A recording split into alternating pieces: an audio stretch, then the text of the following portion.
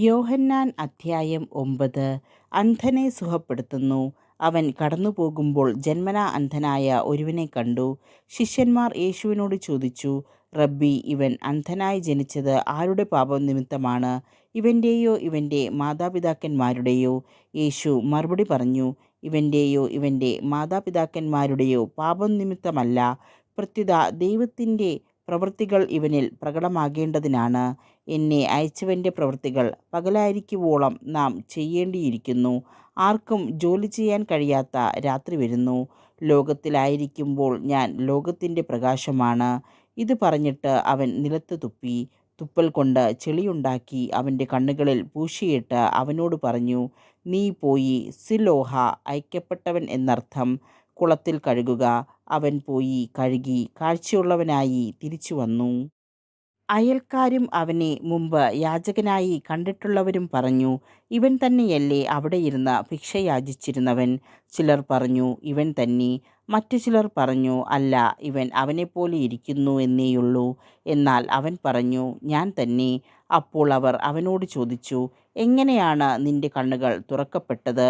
അവൻ പറഞ്ഞു, യേശു എന്നു പേരുള്ള മനുഷ്യൻ ചെളിയുണ്ടാക്കി എൻ്റെ കണ്ണുകളിൽ പുരട്ടി, സീലോഹായിൽ പോയി കഴുകുക എന്ന് പറഞ്ഞു. ഞാൻ പോയി കഴുകി, എനിക്ക് കാഴ്ച ലഭിച്ചു. എന്നിട്ട് അവൻ എവിടെ എന്ന് അവർ ചോദിച്ചു.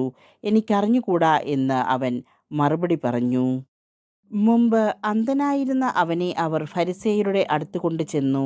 യേശു ചെളിയുണ്ടാക്കി അവൻ്റെ കണ്ണുകൾ തുറന്നത് ഒരു സാബത്ത് ദിവസമാണ്. വീണ്ടും ഫരിസേയർ അവനോട് എങ്ങനെ അവന് കാഴ്ച ലഭിച്ചു എന്ന് ചോദിച്ചു. അവൻ പറഞ്ഞു, അവൻ എൻ്റെ കണ്ണുകളിൽ ചെളി പുരട്ടി, ഞാൻ കഴുകി, ഞാൻ കാണുകയും ചെയ്യുന്നു. ഫരിസേയരിൽ ചിലർ പറഞ്ഞു, ഈ മനുഷ്യൻ ദൈവത്തിൽ നിന്നുള്ളവനല്ല, എന്തെന്നാൽ അവൻ സാബത്ത് ആചരിക്കുന്നില്ല. എന്നാൽ മറ്റുള്ളവർ പറഞ്ഞു, പാപിയായ ഒരു മനുഷ്യന് എങ്ങനെ ഇത്തരം അടയാളങ്ങൾ പ്രവർത്തിക്കാൻ കഴിയും? അങ്ങനെ അവരുടെ ഇടയിൽ ഭിന്നതയുണ്ടായി. അപ്പോൾ ആ അന്ധനോട് വീണ്ടും അവർ ചോദിച്ചു, അവൻ നിന്റെ കണ്ണുകൾ തുറന്നല്ലോ, അവനെപ്പറ്റി നീ എന്തു പറയുന്നു? അവൻ പറഞ്ഞു, അവൻ ഒരു പ്രവാചകനാണ്.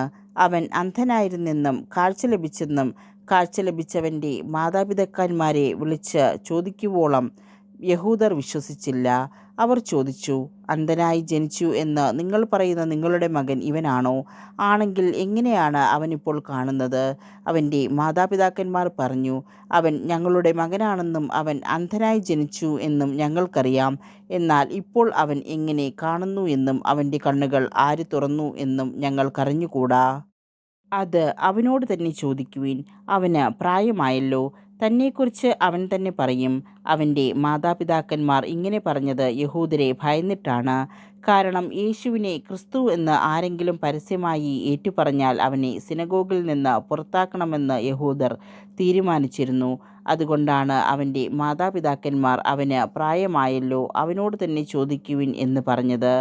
അന്ധനായിരുന്ന അവനെ യഹൂദർ വീണ്ടും വിളിച്ച് അവനോട് പറഞ്ഞു, ദൈവത്തെ മഹത്വപ്പെടുത്തുക. ആ മനുഷ്യൻ പാപിയാണെന്ന് ഞങ്ങൾക്കറിയാം. അവൻ പറഞ്ഞു, അവൻ പാപിയാണോ എന്ന് എനിക്കറിഞ്ഞുകൂടാ. എന്നാൽ ഒരു കാര്യം എനിക്കറിയാം, ഞാൻ അന്ധനായിരുന്നു, ഇപ്പോൾ ഞാൻ കാണുന്നു. അവർ ചോദിച്ചു, അവൻ നിനക്ക് വേണ്ടി എന്തു ചെയ്തു?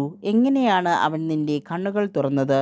അവൻ മറുപടി പറഞ്ഞു, നിങ്ങളോട് ഞാൻ പറഞ്ഞു കഴിഞ്ഞുവല്ലോ, അപ്പോൾ നിങ്ങൾ കേട്ടില്ല. എന്തുകൊണ്ടാണ് വീണ്ടും കേൾക്കാൻ നിങ്ങൾ ആഗ്രഹിക്കുന്നത്? നിങ്ങളും അവൻ്റെ ശിഷ്യരാകുവാൻ ഇച്ഛിക്കുന്നുവോ? അവനെ ശകാരിച്ചുകൊണ്ട് അവർ പറഞ്ഞു, നീയാണ് അവൻ്റെ ശിഷ്യൻ, ഞങ്ങൾ മോശയുടെ ശിഷ്യന്മാരാണ്. ദൈവം മോശയോട് സംസാരിച്ചുവെന്ന് ഞങ്ങൾക്കറിയാം. എന്നാൽ ഈ മനുഷ്യൻ എവിടെ നിന്നാണെന്ന് ഞങ്ങൾക്കറിഞ്ഞുകൂടാ. അവൻ മറുപടി പറഞ്ഞു, ഇത് വിചിത്രമായിരിക്കുന്നു. അവൻ എവിടെ നിന്നാണെന്ന് നിങ്ങൾ അറിയുന്നില്ല. എന്നാൽ അവൻ എൻ്റെ കണ്ണുകൾ തുറന്നു. ദൈവം പാപികളുടെ പ്രാർത്ഥന കേൾക്കുകയില്ലെന്ന് നമുക്കറിയാം. എന്നാൽ ദൈവത്തെ ആരാധിക്കുകയും അവൻ്റെ ഇഷ്ടം പ്രവർത്തിക്കുകയും ചെയ്യുന്നവൻ്റെ പ്രാർത്ഥന ദൈവം ശ്രവിക്കുന്നു. അന്ധനായി പിറന്ന ഒരു മനുഷ്യൻ്റെ കണ്ണ് ആരും തുറന്നതായി ലോകാരംഭം മുതൽ ഇന്നോളം കേട്ടിട്ടില്ല. ഈ മനുഷ്യൻ ദൈവത്തിൽ നിന്നുള്ളവനല്ലെങ്കിൽ ഒന്നും ചെയ്യാൻ അവന് കഴിയുമായിരുന്നില്ല. അപ്പോൾ അവർ പറഞ്ഞു, തികച്ചും പാപത്തിൽ പിറന്ന നീ ഞങ്ങളെ പഠിപ്പിക്കുന്നുവോ? അവർ അവനെ പുറത്താക്കി. ആത്മീയാന്ധത. അവർ അവനെ പുറത്താക്കി എന്ന് യേശു കേട്ടു. അവനെ കണ്ടപ്പോൾ യേശു ചോദിച്ചു, മനുഷ്യപുത്രനിൽ നീ വിശ്വസിക്കുന്നുവോ? അവൻ ചോദിച്ചു, കർത്താവേ, ഞാൻ അവനിൽ വിശ്വസിക്കേണ്ടതിന് അവൻ ആരാണ്?